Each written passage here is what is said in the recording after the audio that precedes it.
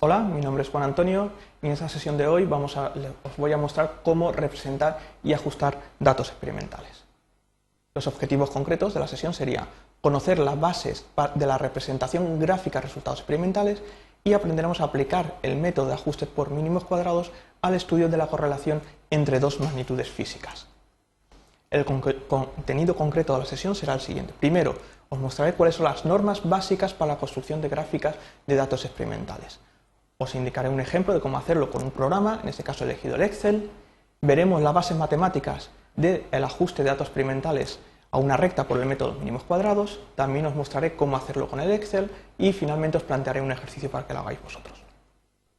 Empecemos. ¿Cuáles son las normas básicas para la construcción de gráficas de datos experimentales? La primera es que la gráfica debe llevar un título suficientemente explícito, bien en la parte superior o bien si insertáis la figura en una memoria de laboratorio como un pie de figura. Sobre los ejes se indicarán las magnitudes representadas y sus correspondientes unidades entre paréntesis. Por ejemplo, si el eje X es un tiempo, hay que indicarlo con sus unidades segundos entre paréntesis. Y lo mismo para el eje vertical. La variable independiente ha de ir representada en las abscisas y la dependiente en las ordenadas. En este caso estoy representando la posición en función del tiempo.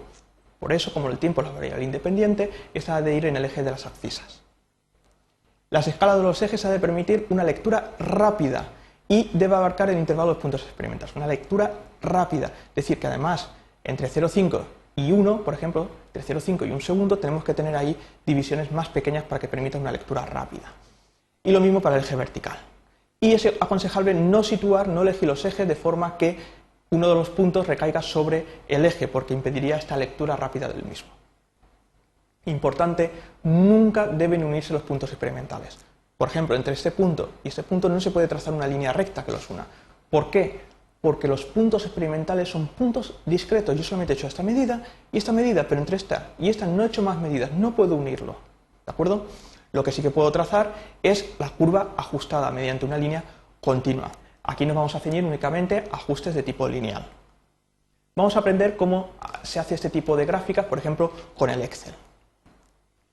Tenemos un conjunto de puntos, tenemos XY, eso es aquí muestro el ejemplo de cómo quedaría la gráfica y vamos a ver cómo se haría. Tenemos los puntos XY, los seleccionamos y vamos a insertar gráfico mediante esta opción de aquí, asistente para gráficos. Seleccionamos y para datos experimentales hay que utilizar el tipo XY dispersión. Fijaros que hay 5 opciones, estas 4 no hay que utilizarlas. ¿Por qué? Porque me une los puntos experimentales. Han de ser puntos discretos. Elegimos esta opción de aquí, damos siguiente. Los datos están en columnas, siguiente, y aquí el propio asistente ya nos permite introducir pues, el título del gráfico, ponemos movimiento, etc. El eje de las X, pues esto sería un tiempo en segundos, el eje de las Y, pues esto sería una posición en metros, etc. Damos a siguiente y terminamos. Y nos genera esta gráfica que podemos escalar o cortar y pegar en el Word, por si estáis haciendo la memoria de laboratorio, etc. Podéis tratarla un poquito más para que cumpla las normas de la construcción de gráfica de datos experimentales. Por ejemplo, esto no lo vamos a utilizar, lo podemos suprimir. Estas líneas horizontales tampoco, las vamos a suprimir. El fondo lo podéis dejar o podéis cambiar el color o simplemente quitarlo. Y es importante, fijaros, ejes de lectura rápida.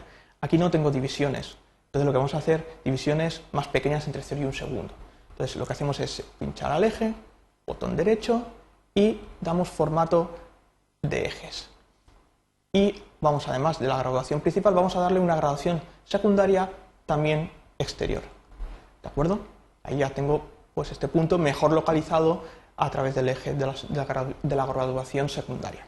Lo mismo podéis hacer con el eje vertical, botón derecho, formato de ejes, exterior. ¿De acuerdo? Más cosas. Aquí podéis introducir, por ejemplo, aquí tengo errores para las Y. ¿Cómo se representan los errores en los datos experimentales, en la gráfica de los datos?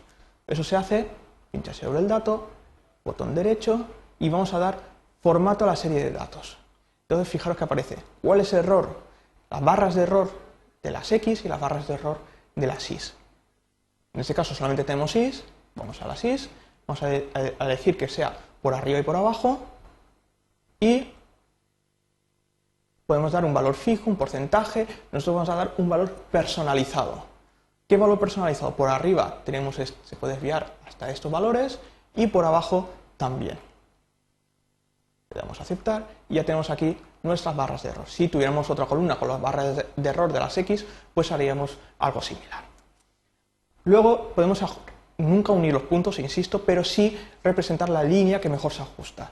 Aquí tenemos una dependencia de tipo lineal, entonces lo que vamos a hacer es pinchar sobre datos, botón derecho y agregamos línea de tendencia. Tenemos varias, lineal, logarítmica, etc. Nosotros vamos a ceñirnos únicamente a una dependencia de tipo lineal. Seleccionamos aquí, opciones, y además de representar la línea, quiero que me represente la ecuación en el gráfico, eso es aconsejable, y un parámetro que ahora explicaré, que es un parámetro de mérito, se llama el coeficiente de correlación, ρ cuadrado. Aquí tenemos el resultado del ajuste. Pero, ¿cómo el Excel calcula estos parámetros? ¿Cómo calcula la pendiente de esa línea y la ordenada de origen? Lo hace de la siguiente forma. Lo hace utilizando lo que se llama el ajuste por mínimos cuadrados. Imaginaros esta situación, este conjunto de puntos, y quiero determinar cuál es la recta que mejor se ajusta. La recta y igual a x más b. Quiero determinar la a y la b. Voy a calcular la desviación cuadrática, es decir, vamos a considerar un punto x sub y, que tiene una coordenada y sub y, y voy a mirar cuál es la correspondiente coordenada y sub y sobre la recta. Simplemente sería donde pone x, poner x sub y. Resto estas dos distancias, que sería lo que tenemos aquí entre paréntesis, y eso es la distancia de sub y. Si yo sumara d sub i para todos los puntos, resulta que unos puntos están por arriba y otros puntos están por abajo. Y unas distancias unas serían positivas y otras negativas. Unas se podrían compensar con otras, si yo sumara. Entonces, para evitar esta compensación, lo que hacemos es elevar al cuadrado. Ahora son todo magnitudes positivas, elevarlo al cuadrado, y no se van a compensar esas distancias cuadráticas. ¿Cuál es la recta que mejor se ajusta? Pues aquella cuya desviación cuadrática sea lo más pequeña posible. Eso en matemáticas se obtiene haciendo la primera derivada respecto a los parámetros igual a 0. Esto me proporciona un sistema de ecuaciones cuya solución me proporciona la pendiente y la ordenada de origen. También podemos determinar un parámetro, podemos considerar un parámetro, el ρ cuadrado, el coeficiente de correlación, que es un parámetro que me indica cómo de bueno es el ajuste, que es igual a la pendiente a por a', la pendiente del ajuste inverso, como si cambiarais la x por la y.